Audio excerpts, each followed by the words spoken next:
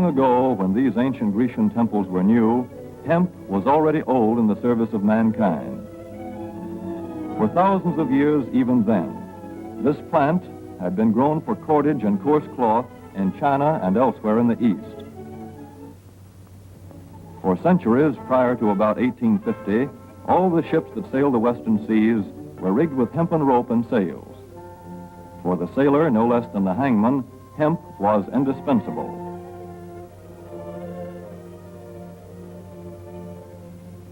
A 44-gun frigate, like our cherished old Ironsides, took over 60 tons of hemp for rigging, including an anchor cable 25 inches in circumference.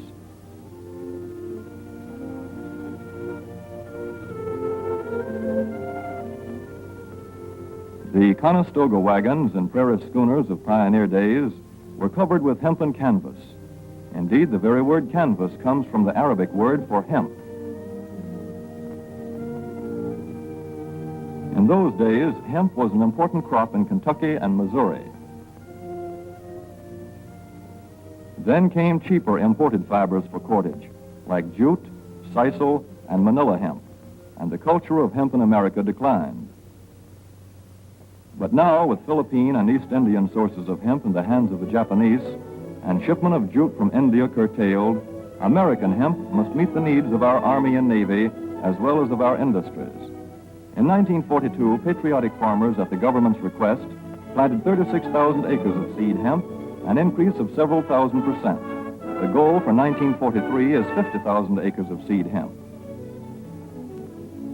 In Kentucky, much of the seed hemp acreage is on river bottom land such as this, along the Kentucky River Gorge. Some of these fields are inaccessible except by boat. Thus, plans are afoot for a great expansion of the hemp industry as a part of the war program.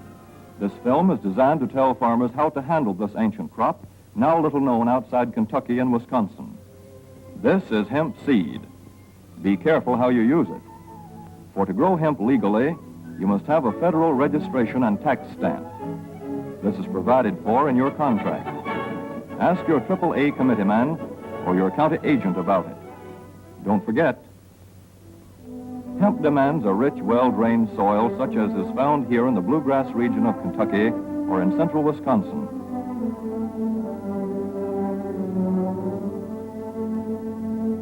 It must be loose and rich in organic matter. Poor soils won't do. Soil that will grow good corn will usually grow hemp. Hemp is not hard on the soil. In Kentucky, it has been grown for several years on the same ground, though this practice is not recommended. A dense and shady crop, hemp tends to choke out weeds. Here's a Canada thistle that couldn't stand the competition. Dead as a dodo. Thus, hemp leaves the ground in good condition for the following crop. For fiber, hemp should be sown 5 pecks to the acre. With drill, the closer the rows, the better. These rows are spaced about 4 inches. This hemp has been broadcast. Either way, it should be sown thick enough to grow a slender stalk.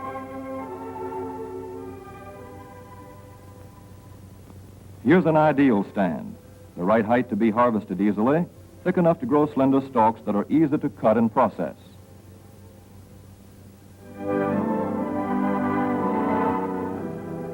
Stalks like these here on the left, they yield the most fiber and the best. Those on the right are too coarse and woody. For seed, hemp is planted in hills like corn, sometimes by hand. Hemp is a dioecious plant. The female flower is inconspicuous, but the male flower is easily spotted. In seed production, after the pollen has been shed, these male plants are cut out. These are the seeds on a female plant. Hemp for fiber is ready to harvest when the pollen is shedding and the leaves are falling. In Kentucky, hemp harvest comes in August.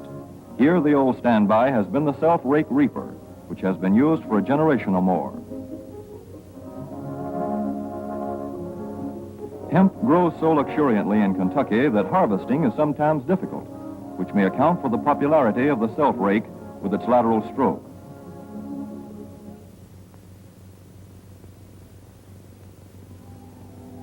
A modified rice binder has been used to some extent. This machine works well in average hemp.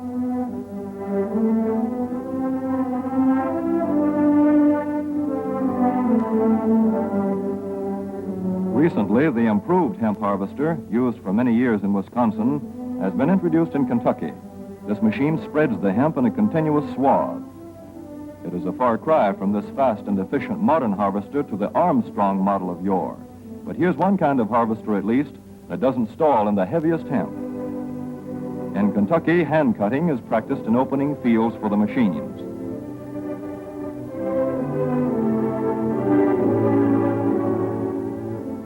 In Kentucky, hemp is shucked as soon as safe after cutting, to be spread out for retting later in the fall.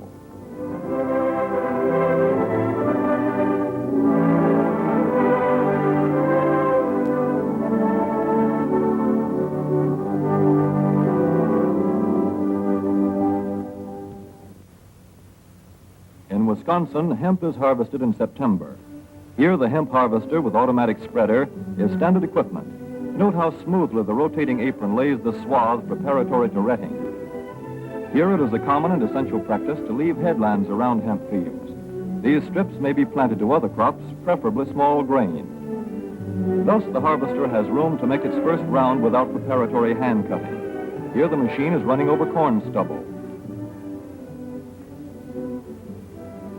When the cutter bar is much shorter than the hemp is tall, overlapping occurs. Not so good for retting. The standard cut is 8 to 9 feet. The length of time hemp is left on the ground to ret depends on the weather. The swaths must be turned to get a uniform ret.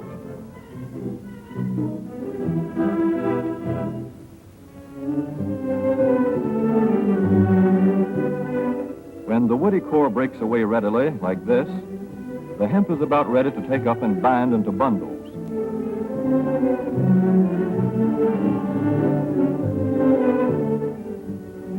Well-retted hemp is light to dark gray. The fiber tends to pull away from the stalk. The presence of stalks in the bowstring stage indicates that retting is well underway.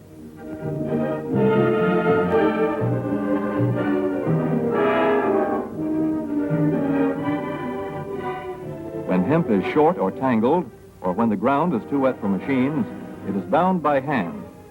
A wooden buck is used. Twine will do for tying, but the hemp itself makes a good band.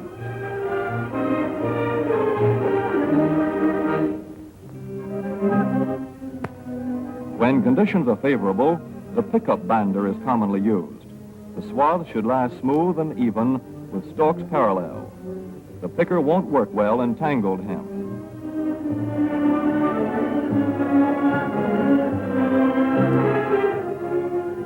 After binding, hemp is shucked as soon as possible to stop further retting. In 1942, 14,000 acres of fiber hemp were harvested in the United States. The goal for 1943 is 300,000 acres. Thus, hemp, Cannabis sativa, the old standby cordage fiber, is staging a strong comeback. This is Kentucky hemp going into the dryer of a mill at Versailles.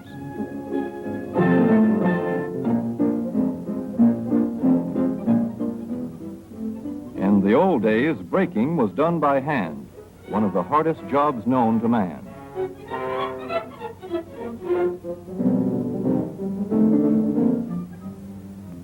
Now the power breaker makes quick work of it.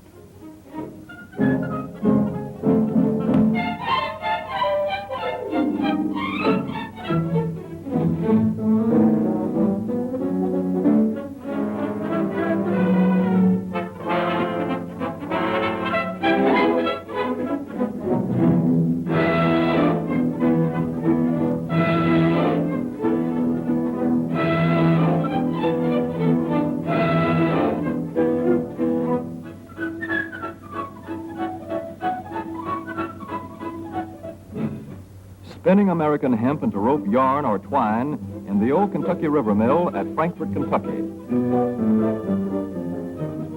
Another pioneer plant that has been making cordage for more than a century.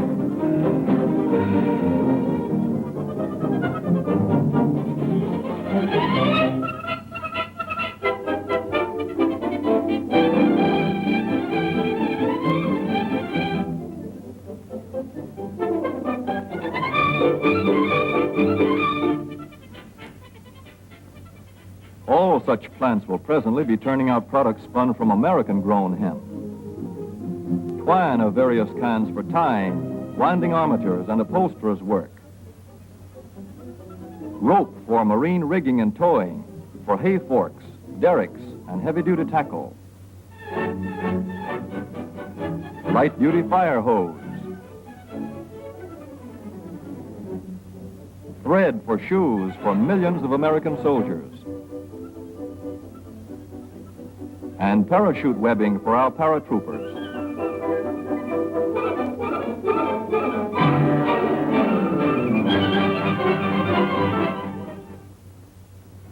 As for the United States Navy, every battleship requires 34,000 feet of rope, and other craft accordingly.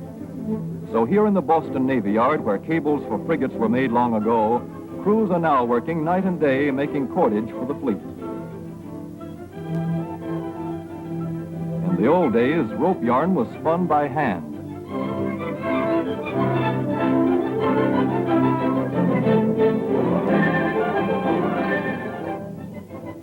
Today, even the rope walk is mechanized. 160 fathoms to go.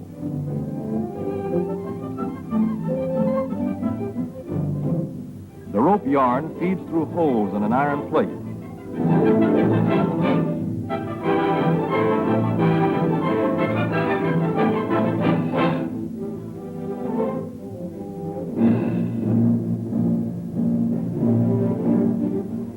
This is Manila hemp from the Navy's rapidly dwindling reserve. When that is gone, American hemp will go on duty again. Hemp for mooring ships, hemp for tow lines.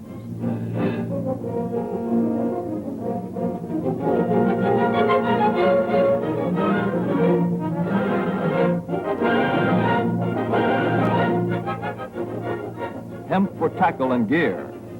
Hemp for countless naval uses, both on ship and shore. Just as in the days when old Ironside sailed the seas victorious, with her hempen shrouds and hempen sails.